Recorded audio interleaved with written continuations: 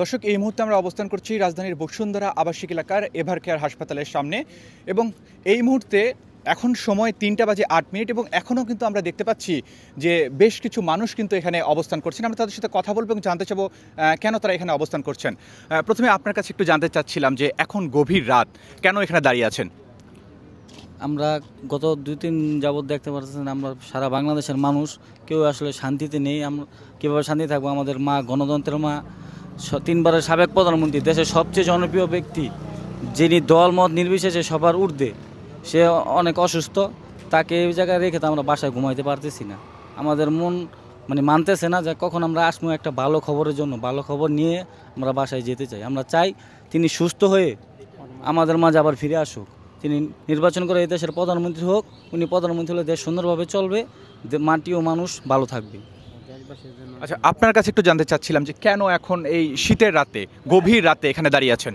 আইসি আবেগের মতে দেশ রীতি 3বারের প্রধানমন্ত্রী ছিল, এই কারণে আর কি আইসি আবেগে বাসায় মন মানে না, এই কারণে আর কি এনে বৈশাখী জগত্তরী হাই সুস্থ না হয় অবশ্যই আর কি এখানে আর কি পরে থাকবো আর কি, এই কারণে আসা আর কি এই জায়গায়। আচ্ছা, কোথা থেকে এসেছেন? আমি বরিশাল থেকে আসছি।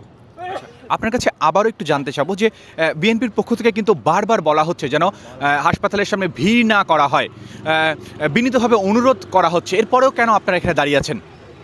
অনুরোধ করছে, আমরা সেটা মানি, কিন্তু তারপরেও তো আমাদের মন, আমরা আবেগ তো মন তো মানে না। আমরা চাই যে সময় পর্যন্ত আমরা 3টা বাজে আসছি, আমরা চাই যে আমাদের ভালো খবর যে পর্যন্ত না আসবো সে পর্যন্ত আমরা এখানে অপেক্ষা করবো। কালকে হোক, পরশু হোক, আর 1 সপ্তাহ হোক, প্রয়োজন আমরা এই জায়গায় অবস্থান করবো। আমরা একটা ভালো খবর নিয়ে তারপরে বাসায় যাব। দর্শক, আমরা আজকে সকাল থেকে কিন্তু দেখছিলাম যে দফায় দফায় কিন্তু এখানে বিভিন্ন রাজনৈতিক দলের নেতাকর্মীরা বেগম খালেদা জিয়ার অসুস্থতার খবর শুনে কিন্তু ছুটে আসছিলেন এবং তার সর্বশেষ পরিস্থিতি কিন্তু পর্যবেক্ষণের চেষ্টা করছিলেন। এবং যখন আমরা দেখছিলাম যে সন্ধ্যা থেকে দফায় দফায় এখানে নেতাকর্মীরা ভিড় করছিলেন, তখন আমরা তার ভিন্ন দিকে কিন্তু একটি ব্যতিক্রমী চিত্র দেখতে পাচ্ছিলাম যে একজন যুবক বসে কিন্তু কোরআন তেলাওয়াত করছিলেন। আমরা তার সাথে কথা বলবো, আমরা একটু জানার চেষ্টা করব তিনি কোথা থেকে এসেছেন এবং কেন এখানে বসে কোরআন তেলাওয়াত করছিলেন। আমরা যখন দেখছিলাম যে আজকে সকাল থেকে কিন্তু নেতাকর্মীরা এখানে ভিড় জমাচ্ছিলেন, ভিড় করছিলেন, কিন্তু আপনাকে দেখছিলাম যে আপনি একটি কোণে বসে কোরআন তেলাওয়াত করছিলেন, কেন একটু আমাদেরকে জানাবেন? আমার নেত্রী বেগম খালেদা জিয়া, আমি তাকে অনেক ভালোবাসি। আমি বোঝার পর থেকে আমি সেই দলটাকে করি। আমার নেত্রী অসুস্থ, আমি বাসায় আমি কোরআন শরীফ পড়ে তার জন্য দোয়া করছি এবং কি আমার মনে মানে না যে আমি কোন হাসপাতালে আছি, আমি এই হাসপাতালের সামনে গিয়ে আমি একটু কোরআন তেলাওয়াত করি এবং কি ভালো খবরটা এবং কি বুড়া খবরটাই যতক্ষণ পর্যন্ত না আসবে ততক্ষণ পর্যন্ত হাসপাতালে থাকবো। এই যে শীতের রাতে, মাঝ রাতে এভারকেয়ারের সামনে এখানে বসে কোরআন তেলাওয়াত করছেন, এটা অবশ্যই অন্তরের ভালোবাসা না থাকলে এটা কিন্তু আসলে একজনের জন্য হয় না। এই অন্তরের ভালোবাসাটা আসলে কিভাবে সৃষ্টি হলো, কবে থেকে সৃষ্টি হলো, একটু জানতে চাচ্ছিলাম। এই ভালোবাসাটা সৃষ্টি হয়েছে আমি যখন বোঝার পর থেকেই, আমি বোঝার পর থেকে আমার খালেদা জিয়ার উপরে এই ভালোবাসা। আর ভালোবাসাটা তো আর এই যে খোয়া হয় না, এটা ভিতর থেকে সব কিছু হয়। ভালোবাসি তাকে, আমার বেগম খালেদা জিয়াকে ভালোবাসি, তারেক জিয়াকে ভালোবাসি, বিএনপিকে আমি ভালোবাসি, এটা আমার মন থেকে আমি ভালোবাসি তাদেরকে। আচ্ছা, কোথা থেকে এসেছেন?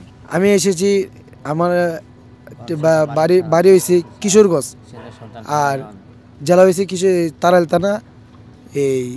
আর আমি থাকি নরসিংদী, একটি মসজিদে চাকরি করি। আচ্ছা, এখানে কতক্ষণ থাকবেন? এখানে আমি আসি আগামীকাল পর্যন্ত। আচ্ছা, এবারে ভাই একটু আপনার সাথে কথা বলতে চাচ্ছিলাম যে এখানে কতক্ষণ যাবত অবস্থান করছেন, কেন করছেন? আমরা এসেছি আজকে, ভিড়টা কমার পরে এসেছি। আসলে শুয়েছিলাম, চিন্তা করতেছিলাম, দোয়া করতেছিলাম, কিন্তু মন মানতেছিল না, এই জন্যই ছুটে আসা। আর আমরা যেহেতু একটু নেতৃত্ব দিই, আমরা জিয়া পরিবারের একজন সৈনিক হিসেবে, তো আমাদের যারা গ্রামের বা এলাকার লোকাল লোকজন যারা আছে তারা বারবার ফোন করতেছিল যে ম্যাডামের অবস্থা কী, তার শারীরিক অবস্থা কী, তো কিছুই বলতে পারতেছিলাম না। মিডিয়ায় যতটুকু জানতে পারতেছি ততটুকুই দিতে পারছিলাম। এই জন্য ফিজিক্যালি আসা, আসলে ওনার এক্স্যাক্টলি যে খবরটা যে আসলেই ম্যাডামের অবস্থা এখন কেমন আছে সেটার উদ্দেশ্যেই ছুটে আসা। ঘুমাতে পারছিলাম না, এই জন্য চলে আসছি। আমি এখানে 1টার সময় এসেছি আর কি, 1টা থেকে অবস্থান করছি। তো চেষ্টা করতেছি জানার জন্য।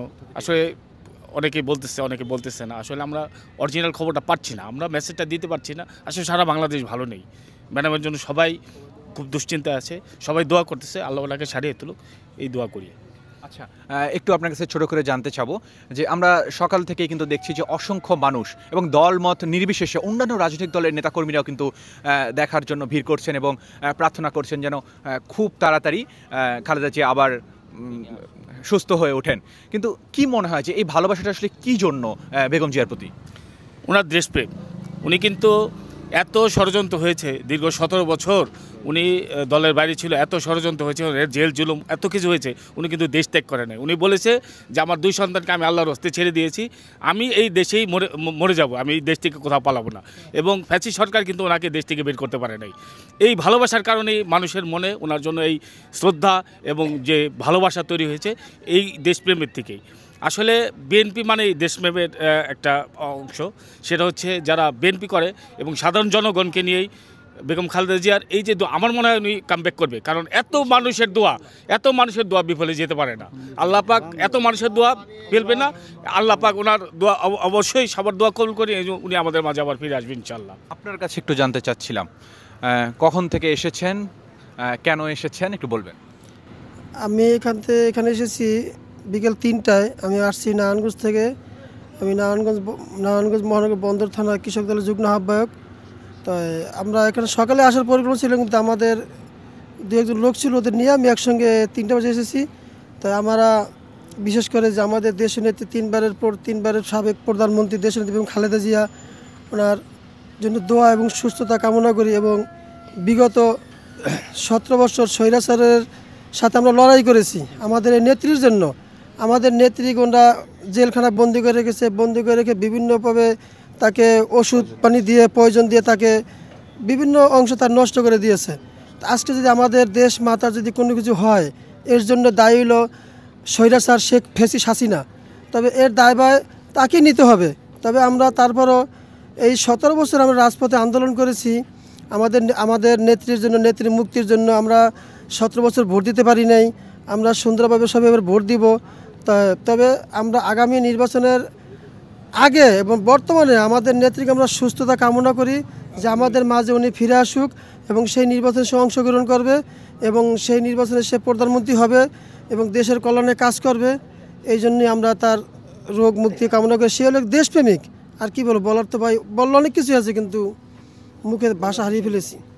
দর্শক, আপনারা দেখছিলেন যে সকাল গড়িয়ে বিকেল, বিকেল গড়িয়ে সন্ধ্যা এবং সন্ধ্যা গড়িয়ে কিন্তু মধ্যরাত, এখনও কিন্তু অনেকে অবস্থান করছেন এবং খালেদা জিয়ার কিন্তু সুস্থতা কামনা করছেন মধ্যরাতেও। তারা যেটা বলছিলেন যে দলের পক্ষ থেকে এখানে যেন না আসা হয়, এই জন্য বিনীতভাবে অনুরোধ করা হয়েছে। এরপরেও তারা আসলে আবেগ ধরে রাখতে পারছিলেন না, এই জন্যই কিন্তু তারা এখানে এখনও মধ্যরাতেও অবস্থান করছেন এবং বেগম খালেদা জিয়ার সুস্বাস্থ্য কামনা করছেন। রাজধানীর বসুন্ধরা আবাসিক এলাকার এভার কেয়ারের সামনে থেকে আরমান আলী, ডেইলি সান।